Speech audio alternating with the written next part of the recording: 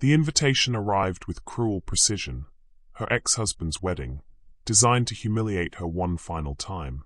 But destiny had other plans. Tomorrow, she would face Edward's lawyers, federal prosecutors, and probably more media attention than she'd ever imagined. But tonight, surrounded by family and supported by unlikely allies, Sha'Carri Peterson was ready for whatever came next. The scared 19-year-old who had married Edward Peterson was gone forever. In her place was a woman who had learned that the truth, however difficult, was always worth fighting for. Hi, my beautiful family. Let me begin with a prayer straight from the heart. Dear God, please bless every soul watching this video. Fill their lives with peace, joy, and endless love. Amen. Welcome back, my family. You are not just viewers. You are my light during the dark days, and my reason to keep going. To all new family members, welcome to the family. Please subscribe to the channel and introduce yourself in the comments. I truly want to know more about you. My beloved family, every story I bring is not just words, it is my sweat, my sleepless nights, and my sacrifice. When you leave early, it cuts deep as if my hard work is unseen and my voice unheard. Please stay till the end. I love you. Now let's begin the story. The manila envelope slipped through the mail slot like a serpent, landing with a soft thud on the worn hardwood floor of Sha'Carri Lawrence's cramped studio apartment. She almost stepped over it, her arms full of textbooks, and her mind occupied with the upcoming finals at the community college where she'd been clawing her way toward a nursing degree. But something about the expensive paper, the embossed lettering, made her pause. Mr. and Mrs. Edward Peterson request the honor of your presence. The words swam before her eyes as recognition hit like a physical blow. Edward, her ex-husband, the man who'd promised her the world 8 years ago, then systematically dismantled her dreams piece by piece until she fled their marriage with nothing but the clothes on her back and a secret she'd never told him. The wedding invitation was addressed to Miss Sha'Carri Lawrence, Apt 3B. Not even her married name, though she'd kept it for professional reasons. The location made her stomach drop, the grand ballroom at the Peterson estate. Of course, his family's ancestral home, where she'd never been welcome, where his mother had made it crystal clear that a girl from the wrong side of town would never truly belong. Sha'Carri's hands trembled as she read the elegant script. The bride's name was Rebecca Ashford, old money, undoubtedly. Everything Sha'Carri had never been in Edward's eyes. A sharp kick from within her belly reminded her of the twin boys she carried, now 7 months along. The secret that would have changed everything if she'd told Edward before she left. But how could she have? The night she'd discovered she was pregnant was the same night she'd found him in their bed with his secretary. The same night he'd laughed when she confronted him and said, "What did you expect, marrying someone like you?" She sank onto her second-hand couch, the invitation still clutched in her hands. 3 years had passed since their divorce, 3 years of rebuilding herself from nothing. She'd worked double shifts at the diner while attending classes, saved every penny, and was finally, close to graduating. The apartment door rattled as someone knocked. Sha'Carri wiped her eyes quickly and opened it to find Mrs. Rivera, her elderly neighbor, holding a steaming cup of tea. "I saw the fancy car that delivered that," Mrs. Rivera said, nodding toward the invitation. "Trouble?" "Just ghosts," Sha'Carri murmured, accepting the tea gratefully. Mrs. Rivera's weathered face creased with concern. "The kind that haunt you, or the kind you need to put to rest?" Before Sha'Carri could answer, her phone rang. The caller ID made her blood run cold. Peterson Industries. "Sha'Carri Lawrence?" The voice was crisp, professional, unfamiliar. "Yes. This is Patricia Manning, Mr. Peterson's personal assistant. I'm calling to confirm receipt of your wedding invitation." Sha'Carri's grip tightened on the phone. Yes, I received it." "Excellent. Mr. Peterson specifically requested that I follow up. He was quite insistent that you attend. He mentioned something about closure?" The word hit like a slap. Closure. As if their marriage had been some minor inconvenience he needed to tie up with a neat bow. I'm not sure I can make it, Shokari said carefully. Oh, but you must. Patricia's voice carried an edge now. Mr. Peterson was very clear. He said to tell you that it would mean the world to him to have his former associates witness his happiness. All expenses will be covered, of course. A car will be sent for you. Former associates. Not even ex-wife. Shokari's free hand instinctively moved to her growing belly. I'll need to think about it. Of course. But do remember, Mr. Peterson doesn't often extend such generous invitations. It would be unfortunate if you declined. The threat was subtle but unmistakable. Edward still had power, still had connections. She was nobody, a pregnant woman struggling through community college. After hanging up, Shokari stared at the invitation again. Why? Why invite her to his wedding? The Edward she'd married had been capable of cruelty, but this felt like something else entirely. Something calculated. Mrs. Rivera settled beside her on the couch. You know, dear, sometimes the universe puts us exactly where we need to be, even when it doesn't feel like it. I can't go to this, Shokari whispered.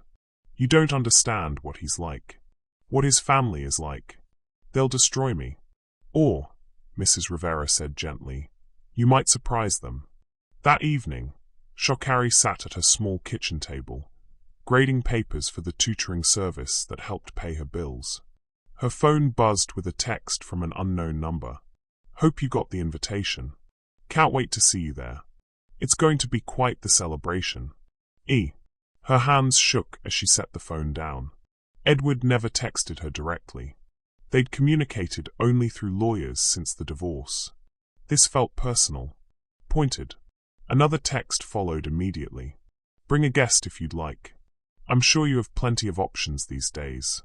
The emoji felt like mockery. He knew she was alone, knew she'd been struggling. How much did he know about her life now?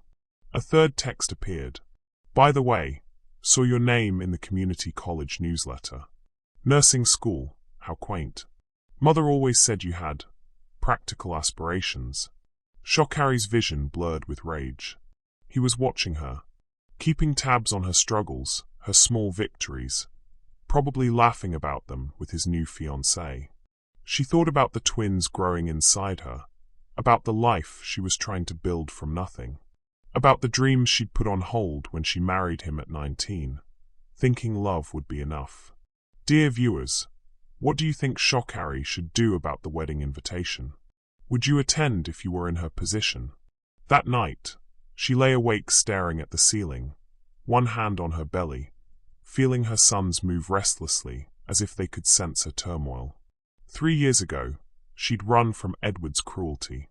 But running hadn't made her stronger. It had only delayed the reckoning. Maybe it was time to stop running. Maybe it was time for Edward Peterson to meet the woman she'd become in his absence, and to learn about the sons he'd never know existed. The next morning brought a knock that changed everything. Shokari opened her door to find a woman in an expensive charcoal suit, her silver hair pulled back in a perfect chignon. Behind her stood a tall black man in his 50s, impeccably dressed, holding a leather briefcase. Ms. Lawrence, I'm Victoria Ashford, and this is my attorney, David Kingston. May we come in? Shokari's heart hammered. Ashford, the same last name as Edward's bride-to-be. What is this about? My daughter Rebecca, Victoria said, stepping past Shokari without invitation. And your ex-husband's rather interesting guest list. David Kingston closed the door gently behind them, his kind eyes meeting Shokari's. Ms. Lawrence, we're here because we believe you're in danger. Not physical danger, but something else entirely. Shokari sank into her chair, one hand protectively over her belly. I don't understand. Victoria Ashford studied the small apartment with calculating eyes before speaking. My daughter is marrying Edward Peterson in 6 days. What she doesn't know, what I've recently discovered, is that this wedding is being orchestrated for maximum humiliation. Of you. The words hit like ice water. What do you mean? Edward has been bragging about his plan, David said, his voice gentle but firm. He's told several business associates that he's invited his pathetic ex-wife to witness his triumph. He's expecting you to arrive looking desperate and broken, so he can parade his new life in front of you. But that's not the worst part, Victoria continued, her voice sharp with disgust. He's hired photographers, professional ones. The plan is to capture your reaction, your humiliation, and use those photos to, I believe the phrase was, show everyone what happens when people reach above their station. Shokari's vision blurred. Why are you telling me this? Victoria's expression softened slightly. Because my daughter doesn't deserve to start her marriage built on cruelty. And because no woman deserves what Edward has planned for you. David opened his briefcase and withdrew a thick folder. Ms. Lawrence, may I ask, what do you know about your ex-husband's current financial situation? Nothing. We haven't spoken since the divorce. Peterson Industries is in trouble, David said quietly. Serious trouble. Edward has been embezzling funds for years, covering it up with creative accounting. The wedding to Rebecca isn't just about love. It's about access to the Ashford fortune. Shokari felt the room spin. But he's wealthy. His family cut him off 2 years ago when they discovered his gambling debts, Victoria said. Everything he has now is smoke and mirrors. The estate is mortgaged to the hilt. The business is bleeding money. Asterisk, what do you think about this revelation? How would you handle learning the truth about someone who once controlled your life? Asterisk. Why should I believe you? Shokari whispered. David pulled out a series of documents. Bank statements. Court filings. All public record if you know where to look. He paused, studying her face carefully. There's something else. About your marriage to Edward. Shokari's breath caught. What about it? It was never legally dissolved. The words echoed in the small apartment like a gunshot. Shokari stared at him, unable to process what she'd just heard. That's impossible.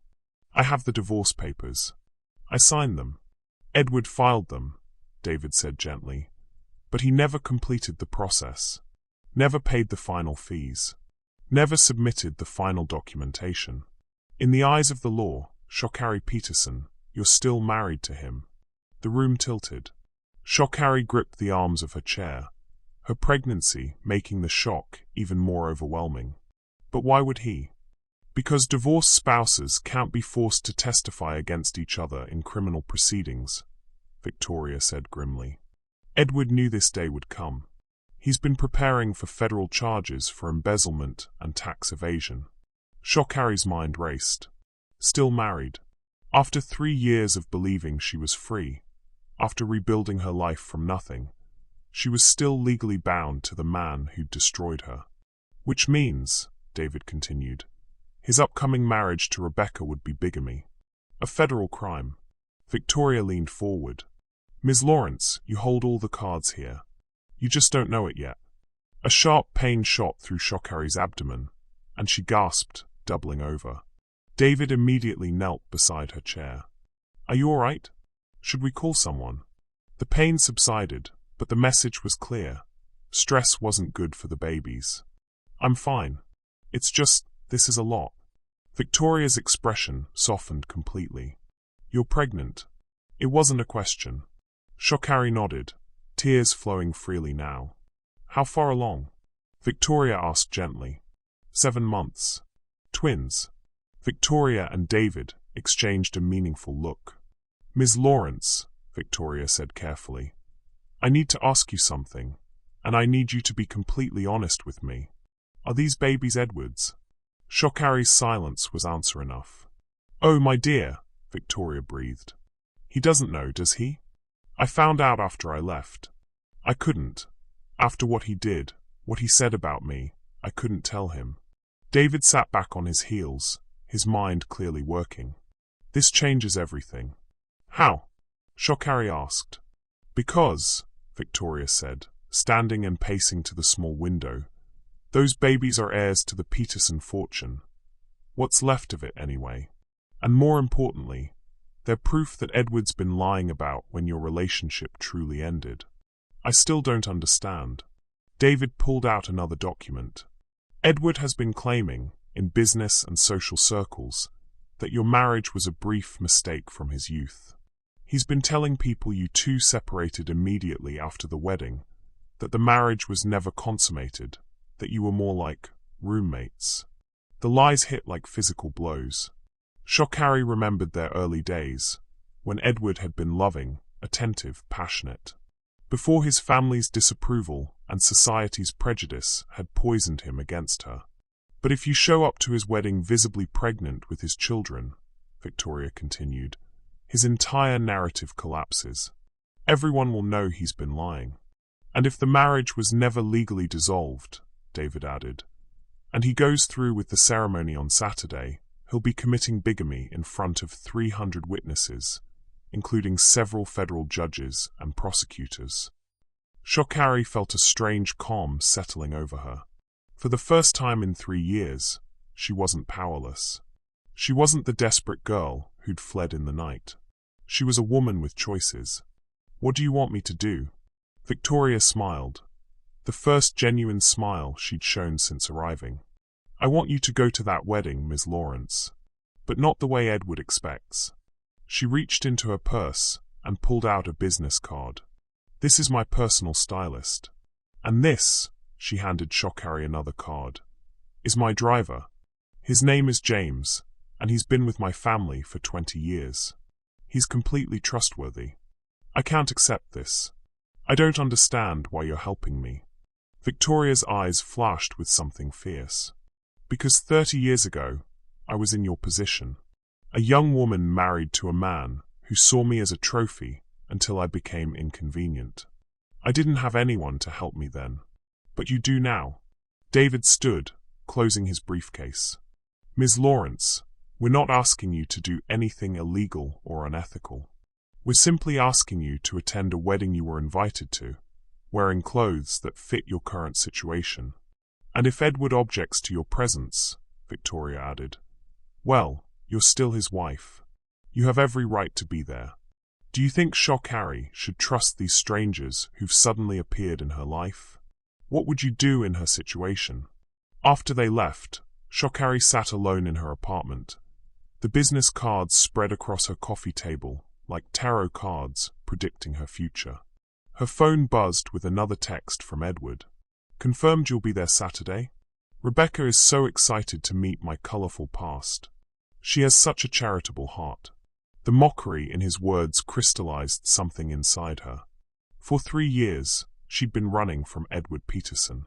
But maybe it was time for Edward Peterson to finally meet Shokari Lawrence, the woman she'd become without him. She picked up her phone and dialed the number on Victoria's stylist card. Hello, this is Shokari Lawrence. Mrs. Ashford said you might be able to help me with something special to wear to a wedding. The stylist's name was Celeste, and she arrived at Shokari's apartment like a fairy godmother wrapped in Chanel. Behind her came 2 assistants wheeling garment bags and carrying what looked like an entire makeup counter. Mon Dieu, Celeste breathed, studying Shokari with an artist's eye. You're magnifique. Look at those cheekbones, those eyes. And pregnant with twins? You are glowing like a goddess. Shokari touched her face self-consciously. After years of struggling, of working double shifts and living on ramen noodles, she felt anything but goddess-like. Mrs. Ashford told me what this is about, Celeste continued, unpacking her equipment with military precision. That man, he thinks he can humiliate you? None. Not on my watch. As Celeste worked, she talked about fashion, about confidence, about the power of presentation. You know what your ex-husband expects to see, we? He expects the broken girl who ran away. But you are not that girl anymore. You are a mother, a survivor, a woman who has built herself from nothing. The first shock came when Celeste held up a mirror. Shokari barely recognized herself. Her natural hair, which she'd been wearing in simple styles, had been transformed into an elegant updo that showcased her graceful neck. The makeup was subtle but striking. emphasizing her natural beauty rather than hiding behind artifice. "Now," Celeste said, for the dress. She unwrapped a creation that made Shock-Harry gasp. It was midnight blue silk that seemed to shimmer with captured starlight, cut to flatter her pregnant figure while maintaining an air of sophisticated elegance. The neckline was modest but striking, the sleeves 3/4 length, the hemline falling just below her knees. "I can't afford this," Shock-Harry whispered. "It is a gift," Celeste said firmly, "from Mrs. Ashford. She said to tell you that some battles require armor, and this is yours." As Shock-Harry slipped into the dress, her phone rang. The caller ID showed her mother's number, a call she'd been dreading. "Carrie? Baby, I just heard the strangest thing. Mrs. Johnson from down the street said she saw some fancy white folks going into your building. You in some kind of trouble?" Shock-Harry closed her eyes. Her mother, Diane Lawrence, had raised 4 children alone after their father left. She'd cleaned houses and worked nights to keep them fed, and she had strong opinions about getting above yourself. "Mama, I'm fine. I need to tell you something. You sound different.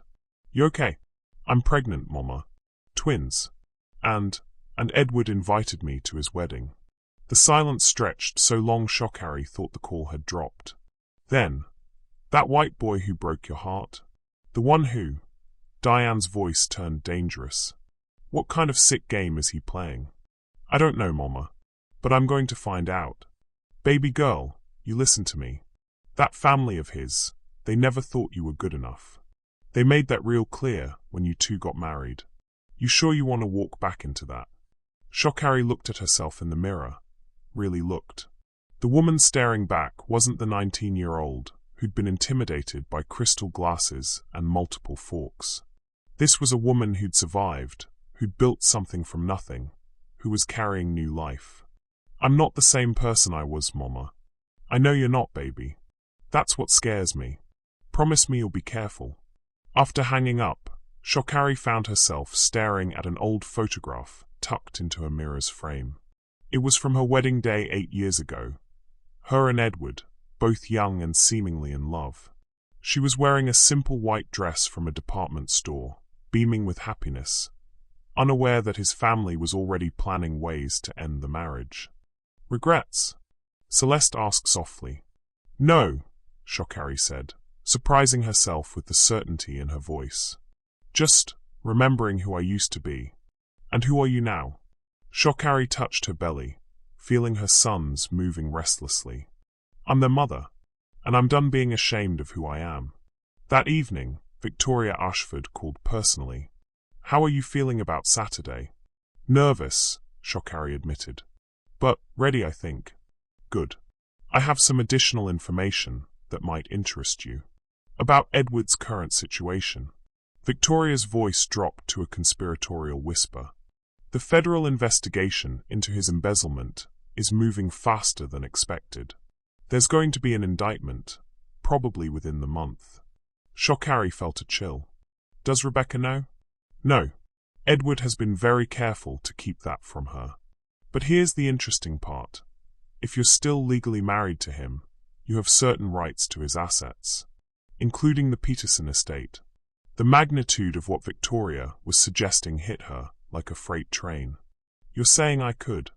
"I'm saying you have options you didn't know you had. That's all." After the call ended, Shock-Harry walked to her small kitchen and made herself a cup of tea. As she sat at her tiny table, she thought about the twins growing inside her. What kind of world was she bringing them into? What kind of future could she give them? Her phone buzzed with yet another text from Edward. "Looking forward to seeing you Saturday. Hope you've found something appropriate to wear. Wouldn't want you to feel out of place." But this time, instead of anger or hurt, Shock-Harry felt something else. Pity. Edward had no idea what was coming. He was so focused on his cruel little game that he couldn't see the storm gathering around him. She typed back, "I'll be there. Thank you for thinking of me." The response was immediate. "Thinking of you?" "More like thinking of the entertainment value. Rebecca finds my past so educational." Shokari stared at the message, feeling the last vestiges of any love she'd once felt for this man finally die. The Edward she'd married, kind, funny, passionate, was gone if he'd ever really existed at all. This person texting her was a stranger wearing her ex-husband's face. She deleted the message thread and blocked his number. On Friday afternoon, James the driver arrived in a sleek black sedan. He was exactly as Victoria had described, dignified, professional, with kind eyes and silver hair. "Mrs. Peterson," he said, and Shokari started at the formal address. "Mrs. Ashford asked me to give you this." He handed her an envelope containing a short note. "Tomorrow, you'll walk into a room full of people who think they know your story. Show them they were wrong. V." Tucked behind the note was a small velvet box. Inside was a pair of sapphire earrings that perfectly matched her dress. "Mrs. Ashford wanted you to know these belonged to her grandmother," James said quietly. "A woman who, like you, had to fight for her place in the world." That night, Shokari lay in bed, one hand on her belly, feeling her son's restless movements. Tomorrow would change everything. She could feel it with the same certainty she'd felt the night she'd fled her marriage. But this time, she wasn't running. This time, she was walking straight into the fire, and she intended to come out transformed. Her last thought before sleep was a promise to her unborn sons. "Whatever happens tomorrow, you'll never have to be ashamed of who your mother is." The game was about to begin, and Edward Peterson had no idea he'd already lost. Saturday morning dawned grey and drizzling, as if the sky itself was mourning what was about to unfold at the Peterson estate. Shokari woke before her alarm, her sons particularly active, as if they sensed the importance of the day ahead. She moved through her morning routine with unusual calm, the nervousness of the previous days replaced by something steadier, resolve. After a light breakfast, she called her mother. "You sure about this, baby?" Diane's voice carried across the miles, filled with worry and pride in equal measure. "I'm sure, Mama. For the first time in years, I'm completely sure." "Then you go show them what Lawrence women are made of." At noon, Shokari stood before her bathroom mirror one final time. The woman looking back was unrecognizable from the broken girl who'd fled in the night 3 years ago. The midnight blue dress hugged her pregnant curves elegantly, the sapphire earrings caught the light, and her makeup was flawless despite the tears she'd shed that morning. Tears not of sadness, but of resolution. James arrived precisely at 12:30, as promised. But when Shokari looked out her window, her breath caught. Instead of the sedan she'd expected, a gleaming white stretch limousine waited at the curb, drawing curious stares from her neighbors. "Mrs. Peterson," James said as he opened the apartment building door, "your chariot awaits." "James, this is too much. I can't." "Mrs. Ashford's instructions were very specific," he said with a gentle smile. "She said, and I quote, 'If we're going to make a statement, we're going to make it properly.'" As they glided through the city streets toward the exclusive Riverside district, where the Peterson estate sat on 20 manicured acres, James filled her in on what to expect. The wedding begins at 2 o'clock. Most guests have been arriving since 1:30. Mrs. Ashford and Miss Rebecca are already there. Mrs. Ashford wanted to observe the proceedings from the beginning. Is she having second thoughts about her daughter marrying him? James met her eyes in the rearview mirror. Mrs. Ashford believes in letting people reveal themselves. Today, Mr. Peterson is going to do exactly that. As they turned through the wrought iron gates of the Peterson estate, Shokari's heart began to pound. The last time she'd been here was for her wedding reception 8 years ago, a small, awkward affair where Edward's family had made their disapproval painfully clear. But now, the estate was transformed. White tents dotted the sprawling lawn. Thousands of flowers created a fairy tale setting, and guests in designer clothing wandered the grounds with champagne glasses. This was the society wedding Edward had always dreamed of, the one he'd never given her. "Mrs. Peterson," James said quietly, "are you ready?" Shokari took a deep breath, feeling her sons shift, as if they too were preparing for battle. "I'm ready." The limousine rolled to a stop directly in front of the main entrance, where a red carpet led to the estate's front door. Through the tinted windows, Shokari could see guests stopping their conversations to stare at the unexpected arrival. James stepped out and walked around to open her door. The moment her designer heel touched the red carpet, a hush fell over the nearby guests. Shokari emerged from the limousine like a queen from her carriage, her head high, her pregnant silhouette elegant and undeniable. The whispers started immediately. "Who is that? She's stunning. Is she supposed to be here? That's not Rebecca." Shokari moved up the red carpet with measured grace, James a respectful step behind her. She could feel dozens of eyes on her, could hear the murmur of voices trying to place her. Most of these people had never seen her before. Edward had kept their marriage as quiet as possible, the reception small and family only. At the entrance, she was greeted by Patricia Manning, Edward's assistant, whose face had gone pale as winter frost. "Aye, Ms. Lawrence. What are you? I mean, Mr. Peterson wasn't expecting." "I was invited," Shokari said calmly, producing the engraved invitation from her small clutch. "I wouldn't miss it for the world." Patricia's eyes dropped to Shokari's pregnant belly, then back to her face, calculation and panic warring in her expression. "Of course. Right this way." As they entered the grand foyer, Shokari was struck by memories. The marble floors, the crystal chandelier, the oil paintings of Edward's ancestors, all exactly as she remembered, except now she wasn't intimidated by them. They were just things, purchased with money, signifying nothing about the character of their owners. The ceremony was being held in the estate's ballroom, its French doors thrown open to the gardens beyond. As Patricia led her toward the assembled guests, Shokari caught sight of Victoria ushered across the room. The older woman met her eyes and gave an almost imperceptible nod of approval. "Perhaps you'd prefer to sit in the back?" Patricia suggested nervously. "Actually," a warm voice interrupted, "I believe Mrs. Peterson should sit with family." Shokari turned to see a distinguished black man in his 60s approaching, someone she didn't recognize, but who clearly knew her. He was impeccably dressed, carried himself with quiet authority, and wore a wedding guest's boutonniere. "Judge Marcus Williams," he introduced himself quietly, offering his arm. "And before you ask, yes, I know exactly who you are and why you're here. Shall we find you a proper seat?" Patricia looked confused and flustered, but couldn't argue with a federal judge. Judge Williams escorted Shokari to the third row, directly behind the Peterson family section, where his presence commanded respect and prevented anyone from questioning her right to be there. As they settled into their seats, Judge Williams leaned over. "Victoria filled me in on the situation. I've been watching Edward Peterson for some time, professionally speaking. Today should be quite educational."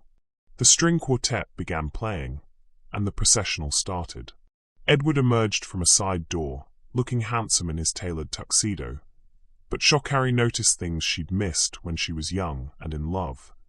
The calculating look in his eyes as he scanned the crowd, the way he seemed to be performing rather than experiencing joy.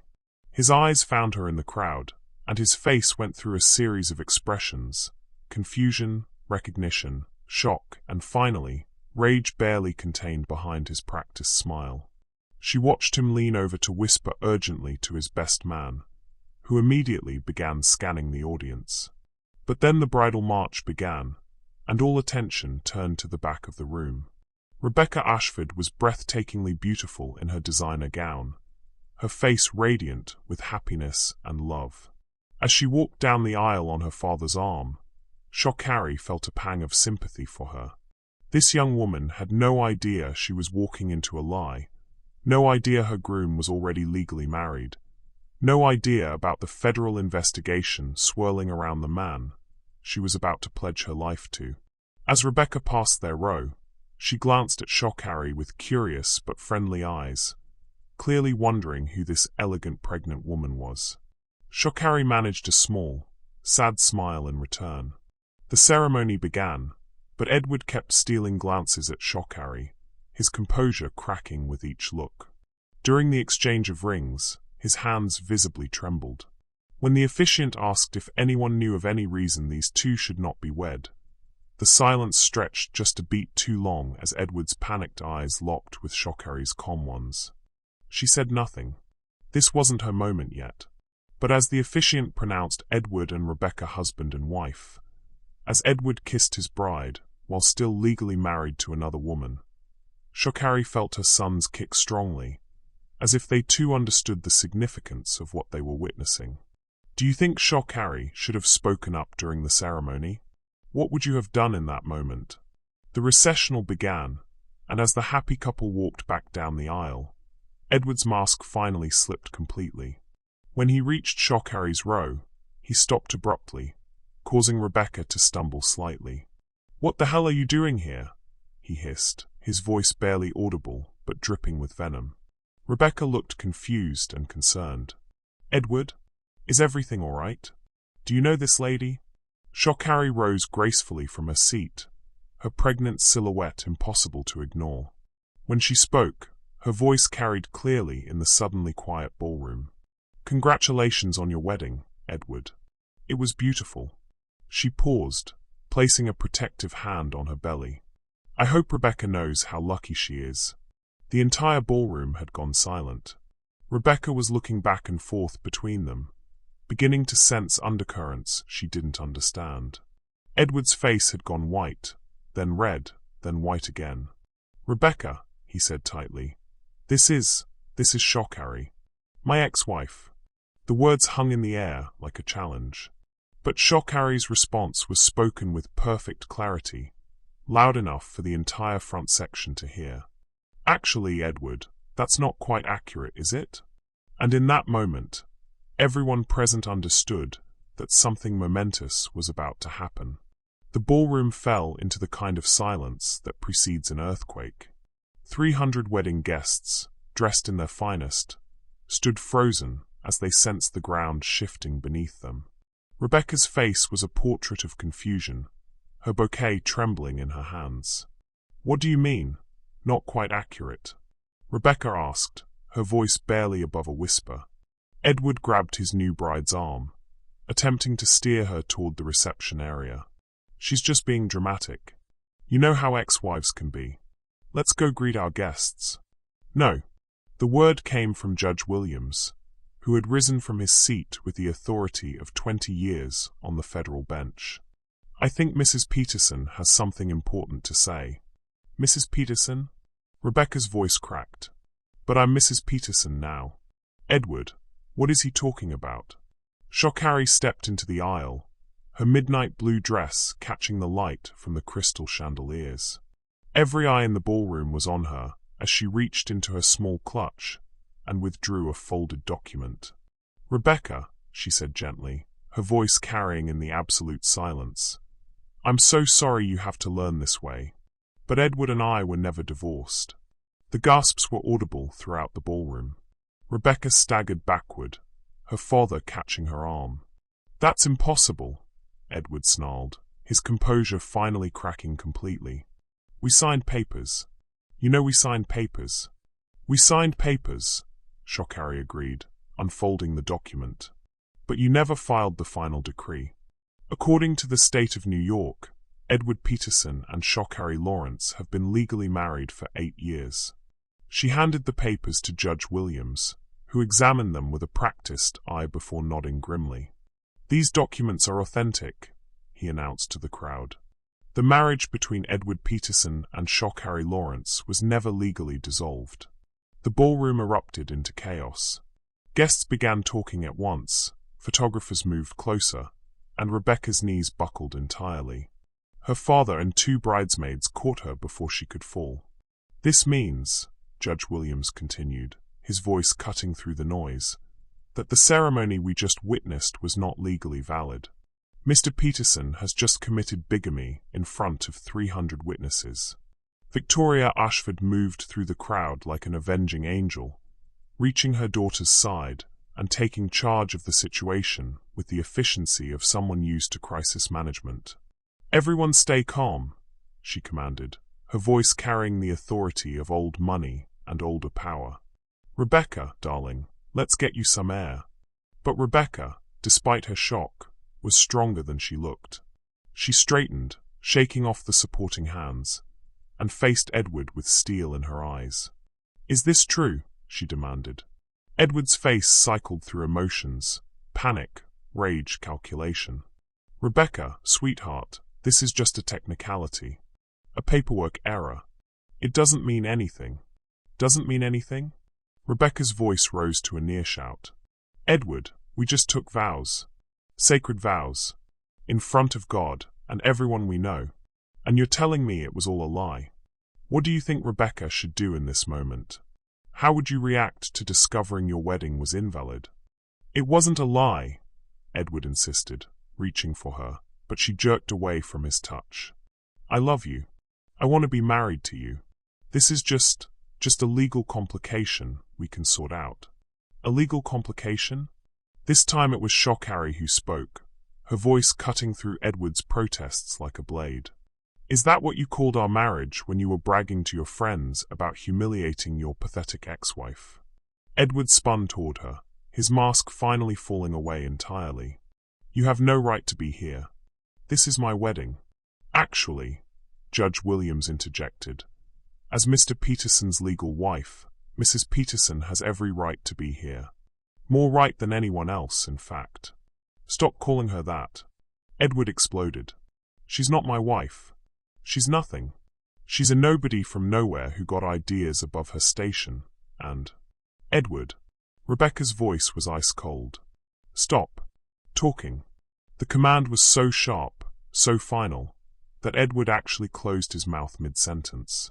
Rebecca turned to Shockharry, and for the first time really looked at her, not as a threat or obstacle, but as a person. Her eyes dropped to Shockharry's pregnant belly, and understanding dawned across her features. "How far along are you?" Rebecca asked quietly. 7 months, Shockharry replied. "Twins. And the father?" Shockharry met Rebecca's eyes directly. "I think you know." Rebecca turned back to Edward, her face a mask of controlled fury. "When?" "Rebecca, please, let me explain." "When?" she repeated, her voice deadly quiet. Edward looked around the ballroom desperately, seeking escape or support, but finding neither.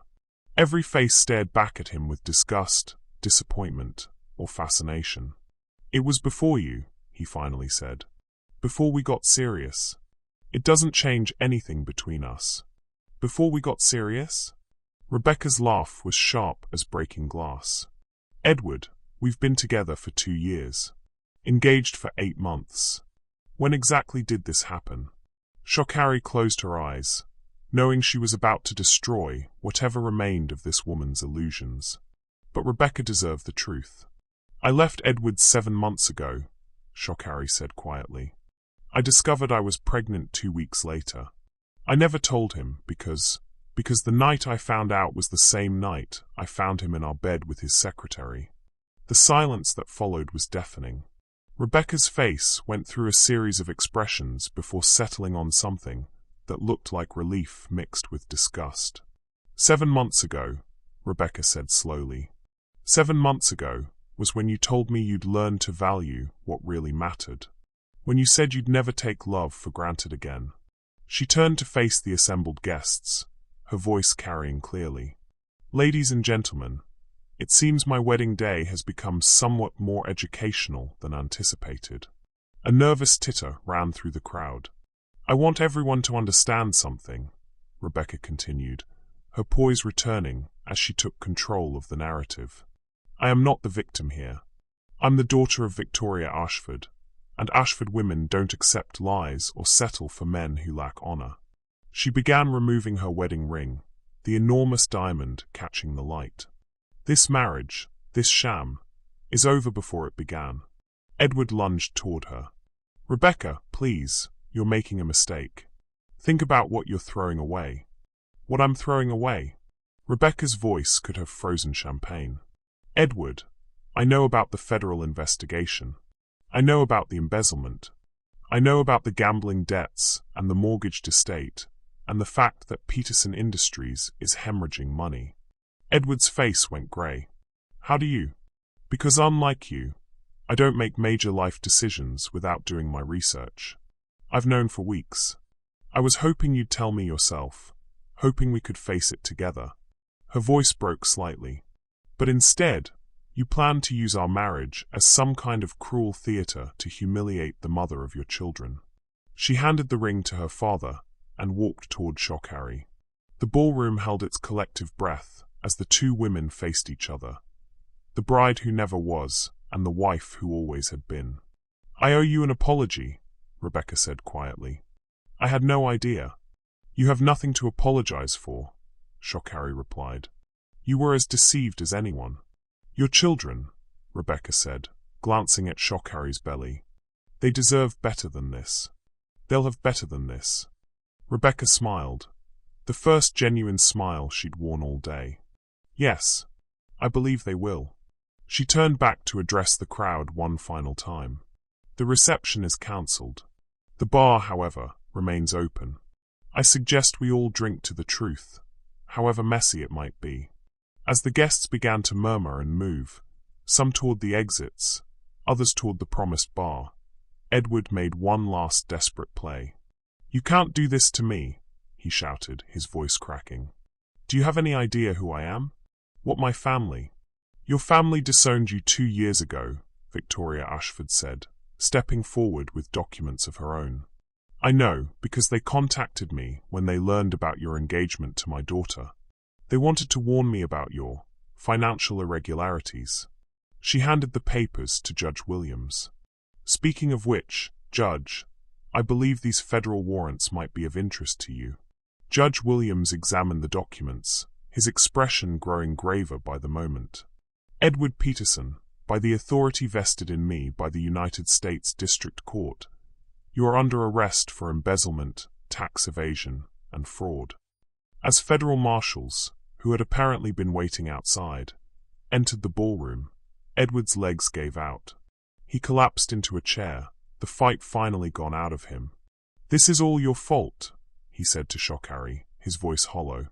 If I hadn't come here, Shock-Harry replied calmly, you would have destroyed an innocent woman's life along with your own. As the marshals led Edward away in handcuffs, he looked back at Shock-Harry one last time. Those babies, he said desperately. They're mine. You can't keep them from me. Edward, Shock-Harry said with infinite sadness, you just gave up any right to these children the moment you chose cruelty over love. And with that, Edward Peterson was gone, led away from his own wedding reception in federal custody. The ballroom slowly emptied, leaving behind only the core players in the day's drama. Rebecca, her family, Judge Williams, and Shock-Harry stood in the wreckage of what should have been a fairy tale wedding. What happens now? Rebecca asked. Shock-Harry placed both hands on her belly, feeling her sons moving restlessly, as if they too understood that their world had just changed forever. Now, she said quietly, we all start over. The ballroom had cleared of most guests, leaving behind only the immediate family members, a few close friends, and the detritus of a wedding that never was. Discarded programs littered the floor, champagne glasses sat abandoned on tables, and the enormous wedding cake stood untouched, a 3-tiered monument to broken promises.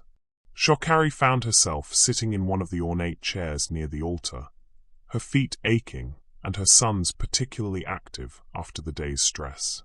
Victoria Ashford approached with a glass of sparkling water and a look of genuine concern. How are you holding up, dear?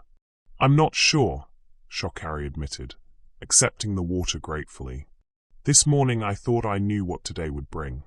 I never imagined that you'd save my daughter from the biggest mistake of her life. Victoria settled into the chair beside her.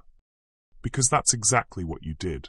Across the ballroom, Rebecca was speaking quietly with Judge Williams and her father, her wedding dress now seeming more like a costume from a play she no longer wanted to perform in.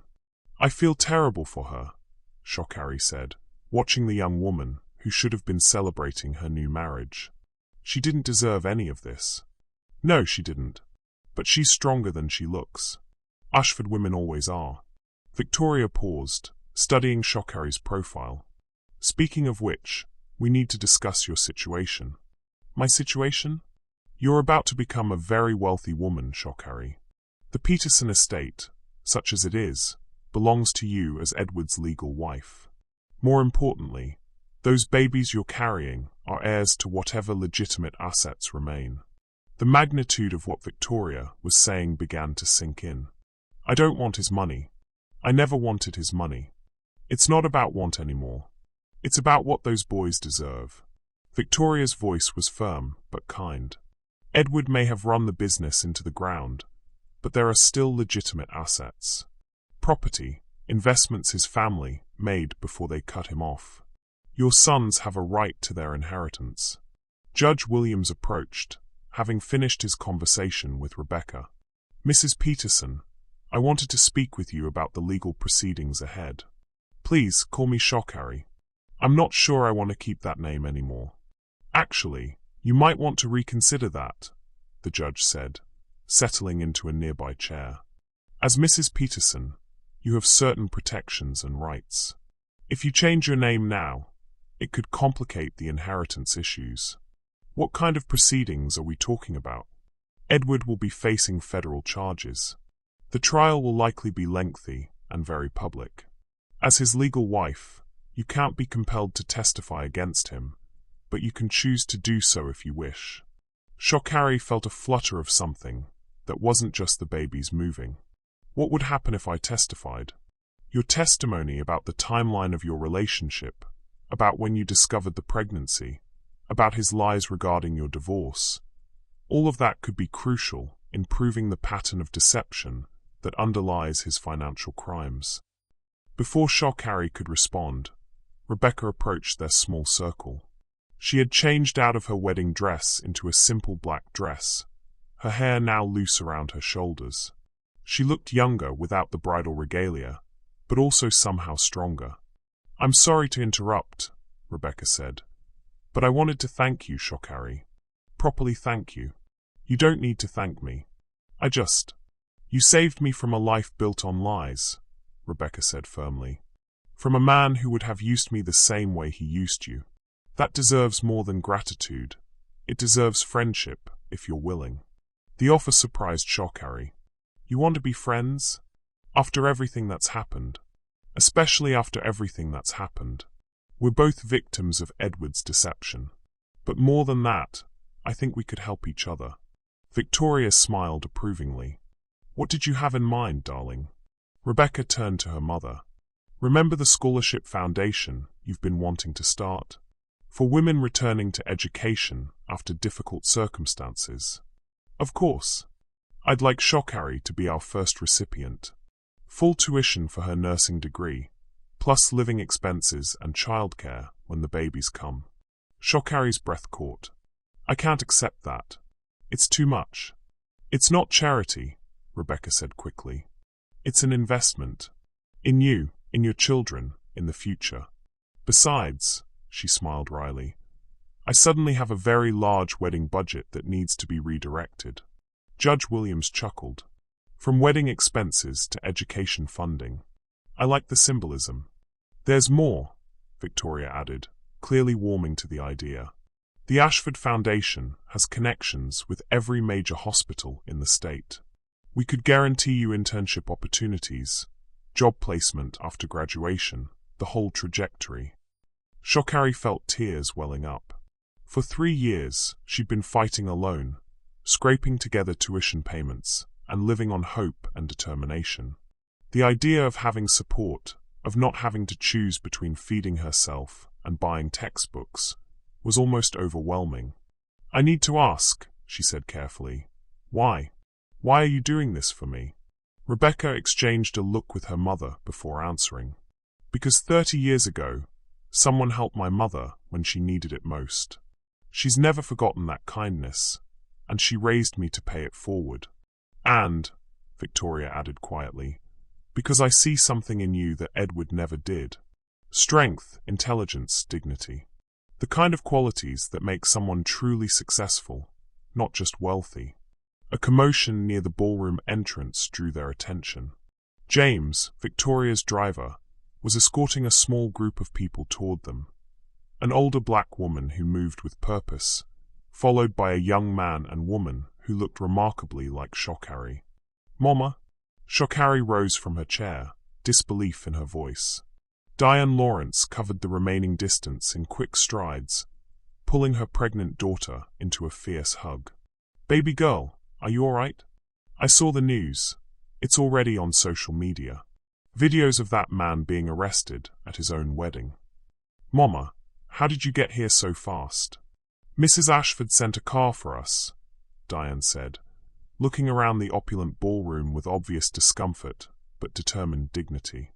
"She called me personally, said you might need your family." Behind Diane, Shokari's younger brother Kevin and sister Tiana waited nervously. They were both in their early 20s, dressed in their best clothes, but clearly overwhelmed by their surroundings. "Kevin, Tiana," Shokari breathed, tears flowing freely now. "You came?"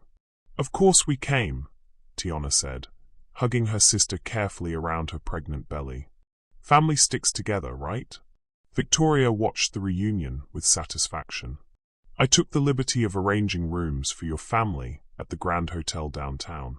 I thought you might want some time together to process everything that's happened." "Mrs. Ashford," Diane said, approaching Victoria with the careful dignity of a woman used to being underestimated, "I need to thank you for taking care of my daughter. Mrs. Lawrence, your daughter took care of herself. She just needed the right opportunities to show everyone what she's capable of." Judge Williams checked his watch. "I hate to interrupt this reunion, but Mrs. Peterson, Shokari, there are some time-sensitive legal matters we should discuss. The federal prosecutors will want to meet with you early next week." "What exactly are they looking for?" "Your testimony could establish the timeline of Edward's deception, prove his pattern of lies, and demonstrate his willingness to commit fraud for personal gain. With your evidence, they can build a much stronger case." Kevin, who had been quietly observing, stepped forward. "Carrie, you don't have to do anything you're not comfortable with. No matter what anyone says, you don't owe these people anything." Shokari looked around the group. Her family, new allies, and the ruins of her former life scattered around them. Her sons chose that moment to kick strongly, as if reminding her that this wasn't just about her anymore.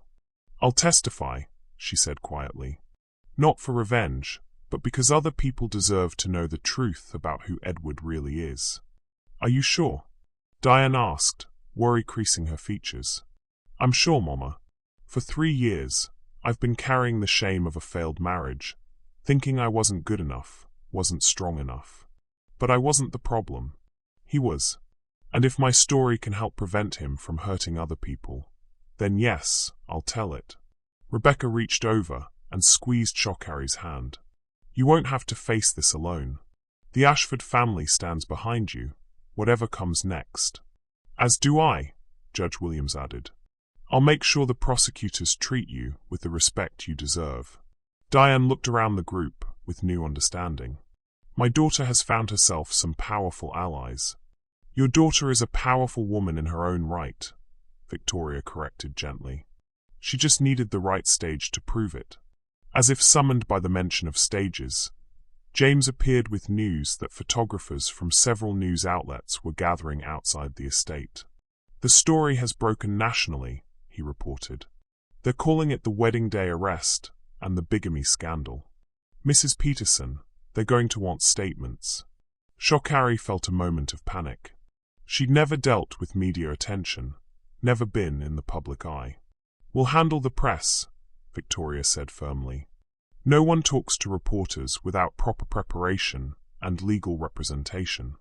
"Actually," Rebecca interjected with a slight smile, "I have a better idea.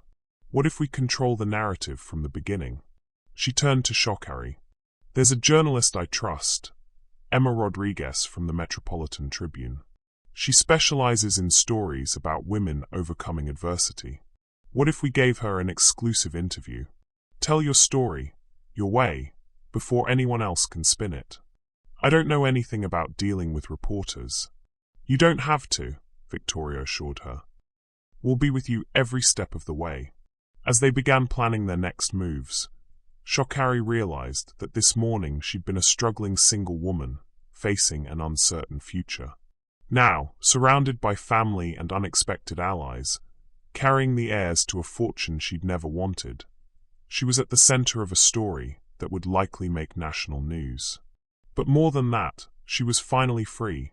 Free from Edward's lies, free from the shame she'd carried, and free to build the life her sons deserved. The game had changed, and this time, Shokari Peterson was holding all the winning cards.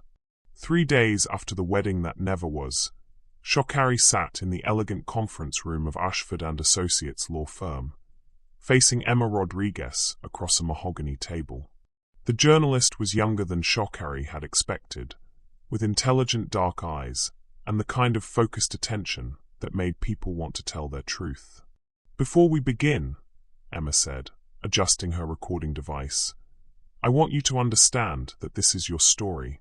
We'll go at your pace, and you can stop anytime you need to." Shokari nodded, her hands resting on her 8-month pregnant belly. The twins had been especially active since Saturday's confrontation, as if they too understood their world was changing. "Let's start with how you met Edward Peterson." For the next 2 hours, Shokari told her story, all of it. The whirlwind romance when she was 19 and working at a coffee shop near his office. The fairy tale proposal after 6 months of dating. The small wedding that his family barely attended, and their immediate campaign to end the marriage. "He changed after we married," Shokari said, her voice steady despite the painful memories. "At first, I thought it was just adjustment stress. But then his mother started making comments about my background, my education, my family. And Edward, he started agreeing with her." "Can you give me specific examples?" Shokari closed her eyes, remembering. "At a charity gala, his mother introduced me to someone as Edward's little experiment. When I told Edward how humiliated I felt, he said I was being oversensitive, that I should be grateful for the opportunities his family was giving me." Emma's pen moved quickly across her notepad. "What about the end of your marriage?" This was the hard part. Shokari took a deep breath before continuing. "I came home early from my job at the community center. I was teaching literacy classes to adults. Edward's car was in the driveway, which was unusual for mid-afternoon. I went upstairs and found him in our bed with his secretary. How did he react when you confronted him?" "He laughed." The memory still stung. "He actually laughed and said, 'What did you expect, marrying someone like you?' Then he told me I should be grateful he'd kept me around as long as he had." Emma's expression tightened with anger. "And you left that night?" "I packed one suitcase and left. I couldn't stay in that house, in that life, for another minute." "When did you discover you were pregnant?" 2 weeks later. I was living in a studio apartment, working double shifts at a diner, trying to figure out how to rebuild my life. When I saw the positive test, I couldn't bring myself to tell him. How could I tie myself to someone who'd made it clear I was worthless?" Emma leaned forward. "But you never actually got divorced." "I thought we did. Edward presented me with papers. I signed them. He said he'd handle the rest. I was so emotionally destroyed that I just trusted him to finalize it. I never imagined he'd lie about something so fundamental." "Why do you think he kept the marriage legally intact?" Shokari considered the question carefully. "I think Edward always plans 3 moves ahead. Keeping me as his legal wife meant I couldn't be forced to testify against him if his business dealings ever came under scrutiny. It was insurance. And Saturday's wedding invitation? Pure cruelty. He wanted to parade his new life in front of me, to show everyone how much better he was doing without me. He had photographers there, Emma. Professional photographers positioned to capture my reaction." Emma shook her head in disgust. "How did you find the strength to go?" "My sons. Shokari's hands moved protectively over her belly. I realized they would grow up hearing stories about their father, and I wanted to make sure those stories included the truth about who their mother really is. After the interview, Shokari met with her legal team, a formidable group assembled by Victoria Ashford and headed by Rebecca herself, who had graduated from Harvard Law School before pursuing her MBA. "The federal prosecutors want to meet with you tomorrow," Rebecca reported, shuffling through a stack of documents. "They're building a RICO case against Edward, racketeering charges based on his pattern of fraud and deception." "What does that mean for me?"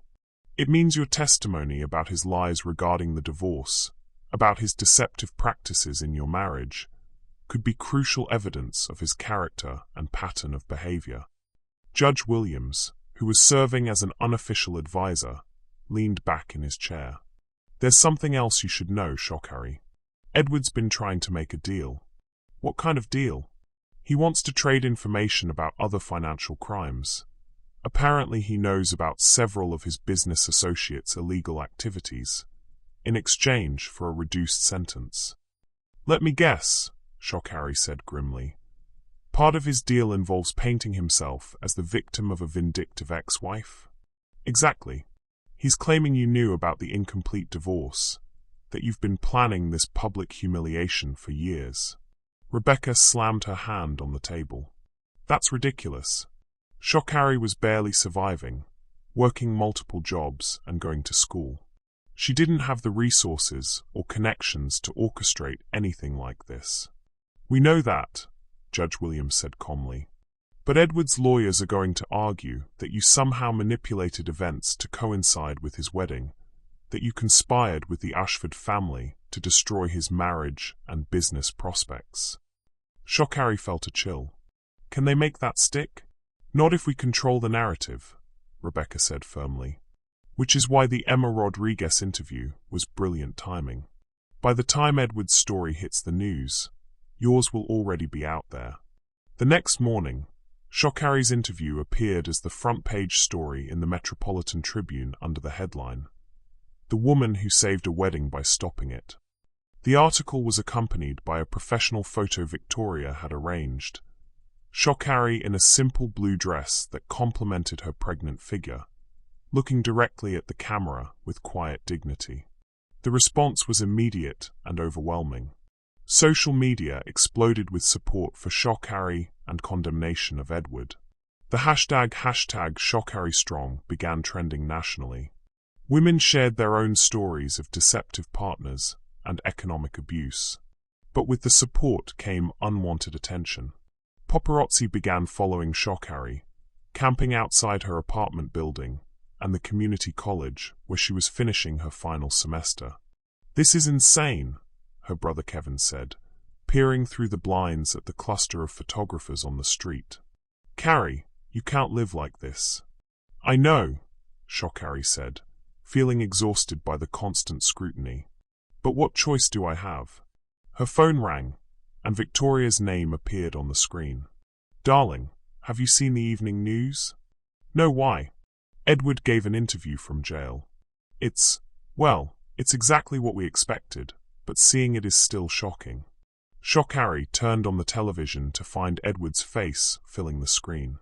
Even in his orange jumpsuit, he managed to look polished and persuasive as he spoke to a sympathetic-looking reporter. "Shokari is a very troubled woman," Edward was saying, his voice full of practiced sadness. "Our marriage was a mistake. We were both young, and I thought I could help her rise above her circumstances. But she became obsessed with my family's wealth, with a lifestyle she'd never earned. Dear family, how do you feel watching Edward try to rewrite history? What would your reaction be if someone you once loved tried to destroy your reputation?" When I finally moved on and found real love with Rebecca, Shokari couldn't handle it. She's been planning this public humiliation for months, working with people who have their own reasons to want to damage my reputation. Shokari felt sick listening to his lies, but worse was seeing how believable he sounded. Edward had always been charismatic, always able to make people see things his way. The reporter leaned forward sympathetically. What about the children she's carrying? Are you prepared to be a father? Edward's expression shifted to one of pained nobility. If those children are mine, and given Shokari's lifestyle over the past few years, I have questions about paternity, then of course I'll take responsibility. But I won't allow them to be used as weapons in her vendetta against me. Shokari turned off the television, her hands shaking with rage. Rebecca immediately called. "Don't you dare let him get to you," Rebecca said fiercely. "Everyone who knows the truth can see right through his performance. But what about everyone who doesn't know the truth? What if people believe him? Then we'll prove them wrong. Tomorrow, when you testify to the grand jury, you'll tell the real story. And we have evidence, Shokari. Documentation of his lies, his financial crimes, his pattern of manipulation." That evening, as Shokari lay in bed listening to her mother and siblings discuss the day's events in the next room, she felt her sons moving restlessly. She placed both hands on her belly and spoke to them softly. "Your daddy is trying to make people think badly of your mama," she whispered. "But mama is going to make sure everyone knows the truth. You're going to grow up knowing that your mama fought for what was right, no matter how hard it got." One of the twins kicked strongly, as if in agreement. Tomorrow, she would face Edward's lawyers, federal prosecutors, and probably more media attention than she'd ever imagined. But tonight, surrounded by family and supported by unlikely allies, Shokari Peterson was ready for whatever came next. The scared 19-year-old who had married Edward Peterson was gone forever. In her place was a woman who had learned that the truth, however difficult, was always worth fighting for. The federal courthouse downtown buzzed with activity as news vans lined the street and reporters jostled for position behind police barriers. Shokari sat in the back of Victoria's sedan, watching the circus through tinted windows, her hands unconsciously smoothing her navy maternity dress. "Remember," Rebecca said, sitting beside her in her crisp attorney's suit, "you're not on trial here. You're helping to ensure justice is served." "The grand jury is expecting the truth," added David Kingston, Victoria's attorney who had become Shokari's legal counsel. "Just tell them what happened, when it happened, and let the evidence speak for itself." As they approached the courthouse steps, the crowd of reporters surged forward despite the police barriers. Shokari could hear her name being shouted, cameras clicking rapidly, and questions being hurled from every direction. "Mrs. Peterson, is it true you planned this revenge for 3 years? Shokari, how do you respond to Edward's claims about paternity? Are you doing this for money?" Rebecca took Shokari's arm as they climbed the steps. Eyes forward, deep breaths. "We'll be inside in 30 seconds. But just as they reached the courthouse doors, a commotion erupted behind them. Edward Peterson, flanked by federal marshals and his defense attorney, was being escorted up the same steps for his own grand jury appearance. The crowd of reporters went wild. Edward, despite his circumstances, had managed to make himself look almost presidential. Expensive suit, perfect hair, an expression of wounded dignity. When he spotted Shokari near the entrance, he stopped walking. "Shokari," he called out, his voice carrying over the chaos. "This doesn't have to continue. Think about those babies, my babies, and what this circus is doing to them." Shokari turned slowly to face him, her 8-month pregnant silhouette unmistakable. The reporters fell silent, sensing a moment they'd replay for weeks. "Edward," she said, her voice calm and clear, "these babies will grow up knowing their mother told the truth, no matter how difficult it was." "The truth?" Edward stepped closer, his mask slipping slightly. "The truth is you were nothing when I found you, and you're using my children to try to destroy me now that I've moved on." The words hit like physical blows, but Shokari had been preparing for this moment for days. She placed both hands protectively on her belly and spoke with quiet dignity. "The truth, Edward, is that you lied about our divorce to use me as insurance against your criminal activities. The truth is that you invited me to your wedding to humiliate me in front of photographers you hired. The truth is that you committed bigamy while carrying your children. Her voice rose slightly, carrying to every reporter and camera present.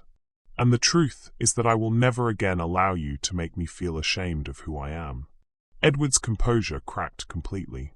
You think you've won something? You think these people really care about you? You're just entertainment to them. That's enough. Judge Williams had appeared beside them, his federal robes lending gravity to the moment. Mr. Peterson, you have your own appointment to keep. Mrs. Peterson, the grand jury is ready for you. Inside the courthouse, Shokari was led to a small waiting room where her family had gathered. Her mother, Diane, immediately pulled her into a hug. Baby girl, you handled that perfectly out there. That man just showed everyone exactly who he really is. Did I do the right thing, Mama? Speaking to him like that. You stood up for yourself and your babies, Kevin said firmly. That's always the right thing. Tiana, who had been scrolling through her phone, looked up with wide eyes. Carrie, the video of what just happened is already going viral. #ShockHarryStrong is trending again, and people are praising how you handled yourself. Before Shock Harry could respond, a federal prosecutor entered. Assistant U.S. Attorney Maria Santos, a woman in her 40s with steel-gray hair and the bearing of someone used to fighting difficult battles. Mrs. Peterson, I'm Maria Santos. I'll be presenting your testimony to the grand jury today. Are you ready? I'm ready. The grand jury room was smaller than Shock Harry had expected, filled with 23 citizens from all walks of life. As she settled into the witness chair, she felt her sons moving restlessly, as if they too understood the importance of this moment. Mrs. Peterson, Maria Santos began, please tell the grand jury about your marriage to Edward Peterson. For the next hour, Shock Harry recounted her story in detail. The early romance, the gradual revelation of Edward's true character, the night she discovered his infidelity, and the cruel words that drove her away. Did you know that your divorce was never finalized? Santos asked. No. Edward presented me with papers to sign, told me he would handle the filing, and I trusted him. I had no reason to believe he would lie about something so fundamental to both our lives. When did you discover you were pregnant? 2 weeks after I left him. I took 3 different tests because I couldn't believe it. Why didn't you tell him about the pregnancy? Shock Harry took a deep breath. Because the last thing he said to me was, what did you expect, marrying someone like you? He made it clear that I was worthless to him, that our marriage had been a mistake. I couldn't bring myself to tie these innocent children to someone who viewed their mother with such contempt. A grand juror raised her hand. Mrs. Peterson, have you had any contact with the defendant since you left 3 years ago? None, until I received his wedding invitation 3 weeks ago. Can you tell us about that invitation? Shock Harry described the elegant envelope, the cruel follow-up calls from Edward's assistant, the taunting text messages. Did you understand why you were being invited? Not at first, but Mrs. Ashford, the mother of Edward's bride, discovered that Edward had been bragging to business associates about his plan to humiliate his pathetic ex-wife at his wedding. He had hired professional photographers to capture my reaction. Murmurs of disgust rippled through the grand jury room. Santos presented evidence, bank records showing payments to photographers, phone records of calls to gossip columnists, even audio recordings of Edward describing his plan to business partners. Ladies and gentlemen of the grand jury, Santos said in her closing statement, Edward Peterson's treatment of his wife demonstrates a pattern of deception, manipulation, and calculated cruelty that extends far beyond his financial crimes. This is a man who maintained a fraudulent marriage for legal protection, while planning to publicly humiliate the mother of his children. This speaks directly to his character and his willingness to use any means necessary to advance his interests. After the testimony, Shock Harry was escorted to another waiting room where Rebecca and Victoria were monitoring news coverage on their phones. The courthouse confrontation is being played everywhere, Victoria reported. And the coverage is overwhelmingly supportive of you. Rebecca showed her phone screen. Look at this. CNN is calling Edward's behavior a masterclass in how not to handle a public relations crisis. Even his own defense team looked mortified. But their victory was short-lived. David Kingston burst into the room with disturbing news. Edward's team just filed a motion claiming Shokari has been coached by us to lie about the timeline of events. They're arguing that she's part of a conspiracy to frame Edward orchestrated by the Ashford family. That's insane, Rebecca said. We have documentation of everything. They don't need it to be true, Kingston explained grimly. They just need to create reasonable doubt about Shokari's credibility and motives. Victoria's face hardened with determination. Then we need to make sure there's no doubt about the truth. She turned to Shokari. Are you prepared to take this all the way? Because Edward is going to try to destroy your reputation to save himself. Shokari felt her sons kick strongly, as if responding to her rising determination. Mrs. Ashford, for 3 years I've been hiding from Edward Peterson's lies. I've lived in poverty, worked multiple jobs, and struggled through school because I was afraid of his power, his connections, his ability to make people believe his version of events. She stood up, her pregnant silhouette proud and strong. But I'm not afraid anymore. These babies deserve a mother who fights for the truth, no matter what it costs. As if summoned by her words, Maria Santos appeared in the doorway with news that would change everything. Mrs. Peterson, the grand jury has reached a decision. They're returning indictments on all charges: embezzlement, fraud, tax evasion, and racketeering. But there's more. She paused, a slight smile crossing her professional demeanor. They're also adding charges for bigamy and perjury. Edward Peterson's wedding was broadcast live on social media by several guests. He committed bigamy in front of thousands of witnesses while under federal investigation. What does this mean? Shokari asked. It means Edward Peterson is going to prison for a very long time. And it means you and your children are finally free from his manipulation. Outside the courthouse, as Shokari faced the cameras one final time, she thought about the scared 19-year-old who had married Edward Peterson, believing in fairy tales. That girl was gone, replaced by a woman who had learned that the most powerful magic was truth, courage, and the love of people who believed in her. I want to thank everyone who has supported me through this difficult time, she told the assembled reporters. But most of all, I want my sons to know that their mother never stopped fighting for what was right. As the cameras captured her words, broadcast live across the nation, Edward Peterson sat in his cell, finally understanding that his cruelest plan had become his ultimate downfall. The game was over, and Shokari Peterson had won. 6 months later, the late afternoon sun streamed through the floor-to-ceiling windows of Shokari's new apartment in the prestigious Riverside district. Ironically, just 2 miles from the Peterson estate that now legally belonged to her. She sat in a comfortable rocking chair, nursing one twin, while the other slept peacefully in a nearby bassinet. Isaiah and Gabriel Peterson Lawrence. She'd hyphenated their names to honor both her heritage and their legal inheritance. Had been born 3 weeks after Edward's sentencing. Healthy, beautiful boys with her eyes, and what her mother insisted was the Lawrence family stubborn streak. The interview requests are still pouring in, Rebecca said, settling into the chair across from her with a cup of tea. The former bride had become one of Shokari's closest friends, and was now managing the Ashford Foundation's educational initiatives. Oprah's people called again this morning. I'm still not ready for that level of exposure, Shokari replied, adjusting Isaiah's position. Maybe when the boys are older. The transformation in her life had been breathtaking.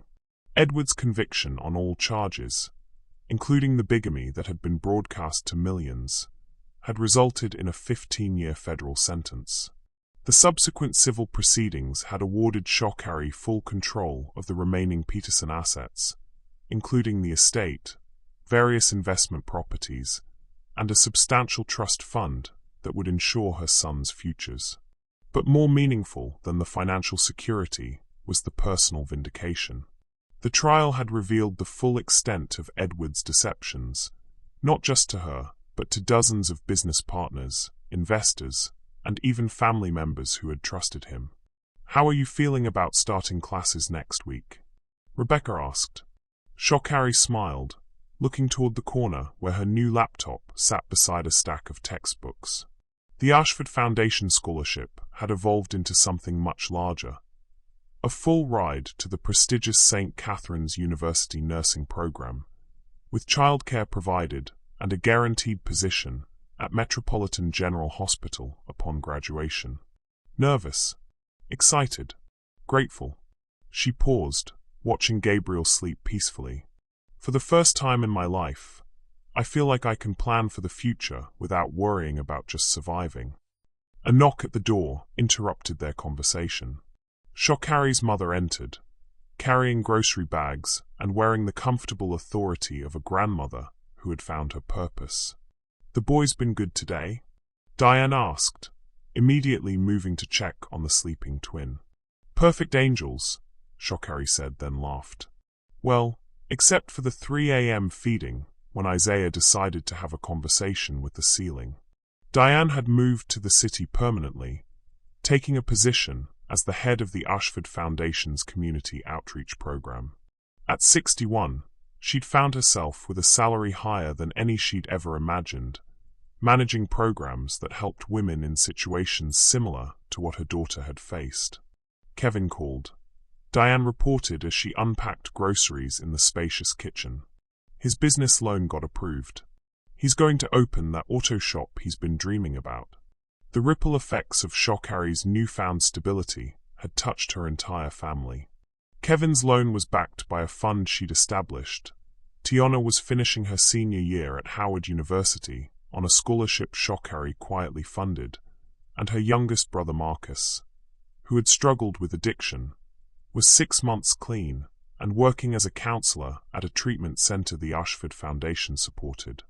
"There's something else," Rebecca said, pulling out a manila envelope. "The final paperwork from Edward's appeals process.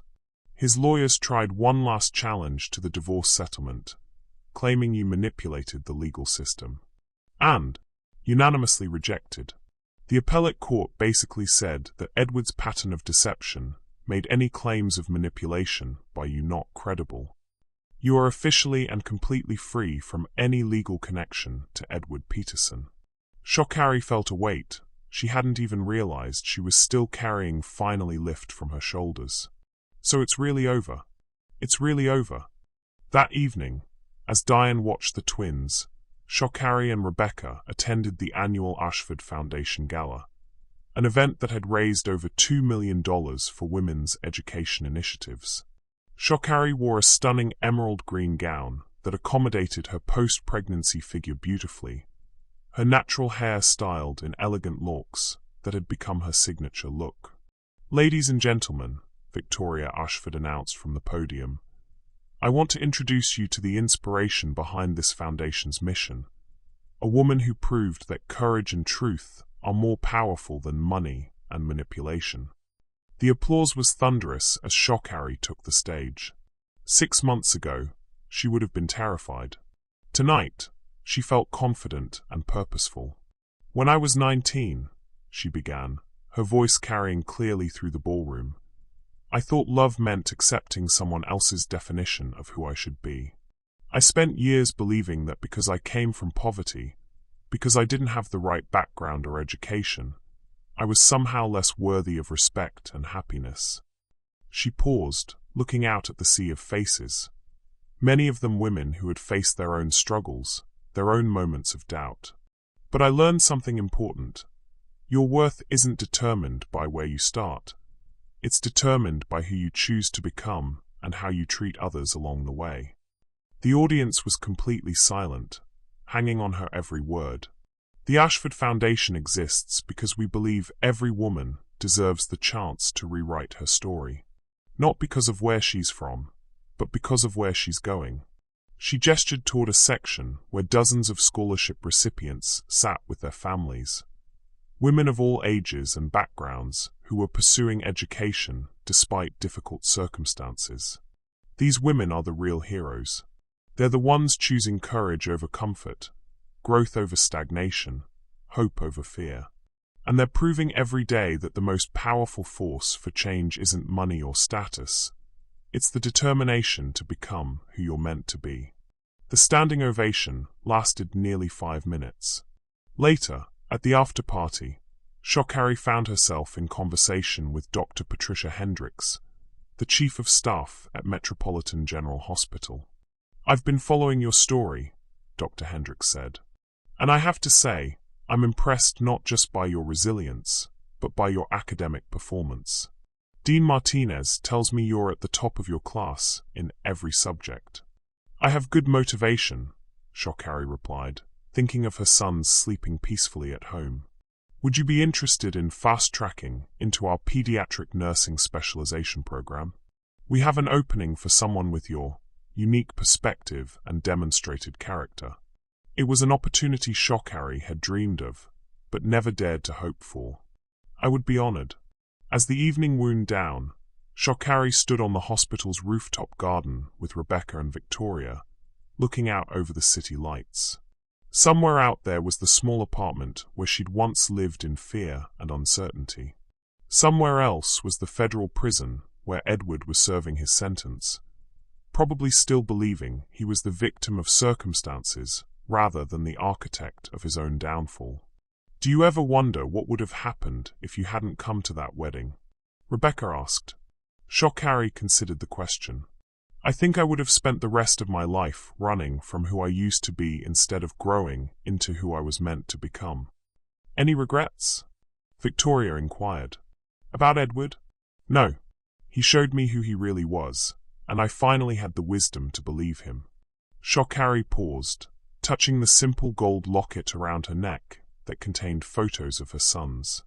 "But I do wonder sometimes what I would tell that scared 19-year-old girl if I could go back in time." "What would you tell her?" Rebecca asked. Shokari smiled, thinking of all the young women in similar situations who might be listening to her story.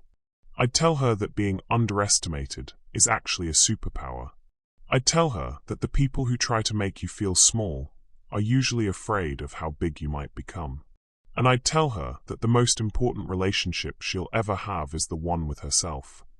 So she better make sure it's built on truth, not on someone else's lies about her worth."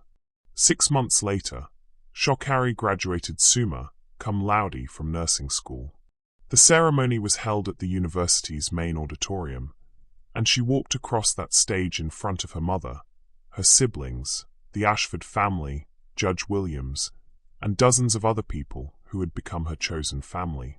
But the most meaningful moment came afterward, when she returned to her apartment to find Isaiah and Gabriel, now crawling and babbling, reaching their arms up to their mama with pure love and trust. "Look at these beautiful boys," she whispered, scooping them both up. "Your mama did it. She kept her promise." That night, as she rocked them to sleep, Shokari reflected on the journey that had brought her to this moment. She thought about the wedding invitation that had arrived like a cruel joke, but had actually been the key to her liberation. She thought about the scared woman who had nearly stayed home that day, and the strong woman who had chosen to walk into the fire instead. Most of all, she thought about the future, not just for herself, but for Isaiah and Gabriel, who would grow up knowing that their mother had faced her fears and chosen courage. They would know that sometimes the most important victories aren't about defeating your enemies, but about refusing to let those enemies defeat the person you're meant to become. As the city settled into sleep around them, Shokari Peterson Lawrence, mother, nursing graduate, survivor, and inspiration, held her sons close and smiled at the woman she saw reflected in the window. Someone who had learned that the most powerful revenge against those who try to diminish you is simply becoming everything they said you could never be. The scared 19-year-old was gone forever, replaced by a woman who knew her worth, fought for her truth, and had built a life worthy of the love she carried in her heart. And that, she thought as she tucked her boys into their cribs, was the most beautiful ending she could have imagined.